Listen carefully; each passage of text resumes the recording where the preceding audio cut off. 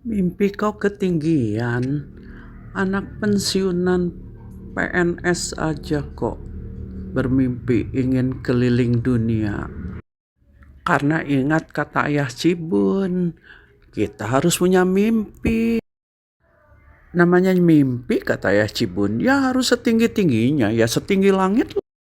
Nih waktu kecil Cibun ya pergi ke sekolah. Dari SD sampai SMA ya jalan kaki. Nih, ini sekolah-sekolah Cibun itu. Di SD jaraknya kira-kira 2 kilometer. Ketika SMP ini jaraknya 2,5 kilometer. Nah inilah waktu SMP. Kemudian ke SMA. Hampir 4 kilometer jaraknya dari rumah. Jalan kaki, nggak punya duit buat naik becak. Ada teman yang punya mobil. Jadi sesekali Cibun lewatin rumahnya dan bertepatan dia mau pergi sekolah juga, diajak deh Cibun naik mobilnya. Alhamdulillah. Bersyukur Cibun berada di zaman yang orang tua tidak ikut campur. Alhamdulillah mimpi terwujud. Pertama kali ke Malaysia ketika kerja di IPB jadi dosen, dapat kesempatan ikut workshop di Malaysia. Masih culun, pergi ke luar negeri kan baru pertama, nggak ngerti juga harus bagaimana, sehingga harus berlari-lari untuk boarding karena nggak ngerti perbedaan antara check-in dan boarding. Lalu kesempatan kedua ke Jepang mengikuti pemilik tulang rusuk yang mendapat tugas belajar untuk S2 dan S3. Ini yang kedua kalinya, udah nggak culun lagi. Karena perginya menyusul, pemilik tulang rusuk sudah duluan. Cibun bersama anak-anak dan berhasil mendampingi sampai pemilik tulang rusuk selesai S3. Alhamdulillah. Coba kebayang nggak? Di Jepang itu Cibun bekerja, mengurus anak, nganter anak ke sekolah, nganter dia main, menjaga anak-anak, semua dilakukan sendiri.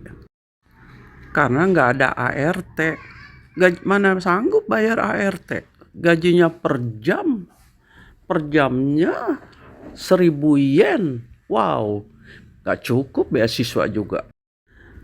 Yang paling berat tuh kalau musim dingin, mana pakaian tebal, mana hujan salju, mana harus membonceng anak ke sekolah.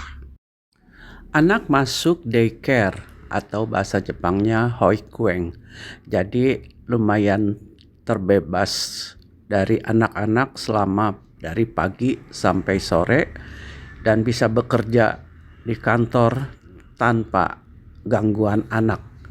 Kecuali saat tahun baru.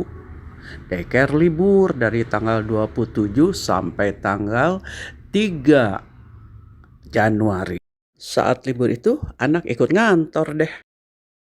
Pemilik tulang rusuk ya sibuk di kampus dari pagi sampai malam.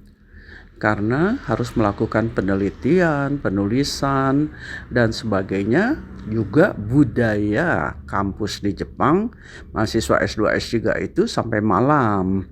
Kemudian juga budaya kerjanya juga seperti itu. Ya kita terima aja dengan lapang dada. Yang didampingi selesai deh mendapat gelar doktor. Di Indonesia Cibun nganggur lagi deh. Ya kesempatan lah bersama anak-anak bisa mengajak mereka keliling Jawa. Jadi sebagai tulang rusuk ya mengikuti saja alur tulang rusuk. Karena pemeran utamanya kan pemilik tulang rusuk. Dia yang harus bertanggung jawab terhadap keluarga, terhadap anak dan istrinya. Cibun mapan ikut aja. Ikut aja itu bukan berarti berkorban, tetapi memprioritaskan mana yang lebih penting. Yang penting adalah kepala keluarga, anak-anak, barulah ibu rumah tangga. Dapat pekerjaan lagi di Pusat Kebudayaan Jepang, Jakarta. Jadi orang kantoran lagi deh. Jadi orang kantoran tercapai, mimpi keluar negeri tercapai. itu mengatakan bahwa mungkin nganggur lagi, maka buat pekerjaan lintasan takdir menjadi artis PAUD dimulai. Sampai saat ini tuh masih nempel di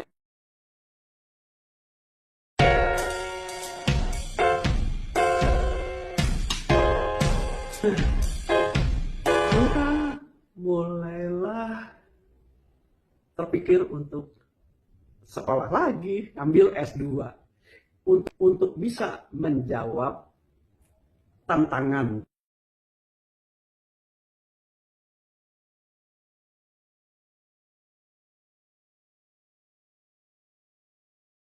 prasekolah sedang mau membentuk undang-undang.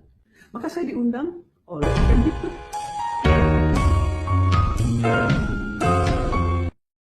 yang akan membentuk Direktorat PAUD. Begitu yang rupanya nyata membuat sekolah, menyebabkan pada waktu itu, pada masanya itu, ada berbagai media mewawancarain. Bahkan pada waktu itu ada yang namanya Antv Woman of the Year dan masuklah menjadi nominasi dengan kategori pendidikan. Antv Woman of the Year dengan berbagai kategori itu hampir tiap hari ditayangkan di Antv iklannya.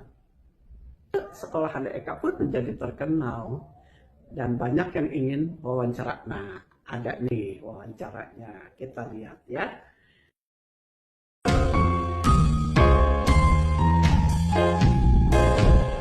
Pada suatu hari di tahun 1990, ada seorang ibu yang mengantar anaknya ke taman penitipan anak dengan kendaraan operasional sebuah sepeda goes. Meskipun jalanan di Tokyo menanjak dan menurun, tapi ibu tersebut tetap melakukan tugasnya. Singkat cerita, si anak telah menjadi Master of Nutrition Health di Wageningen University tahun 2012.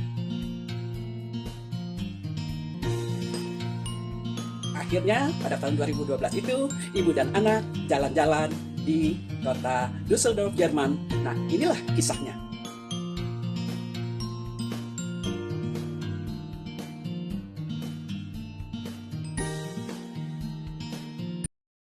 Sebagian kecil mimpi terwujud. Sekarang sudah bisa ke Paris, melihat Menara Eiffel, dan berkeliling kota Paris, naik bis wisata.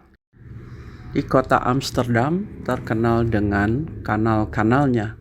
Ya, Cibun nyobain juga. Karena kan hanya ada di situ menyusur kanal. Sungai Ciliwung belum ada sih menyusur kanal. Lalu menjejakkan kaki di Turki, di Istanbul, Ankara, dan kota Kapadocia yang ada balon udara itu loh. Terus terbang ke Oman dan merasakan sholat di Masjid Sultan Qobus.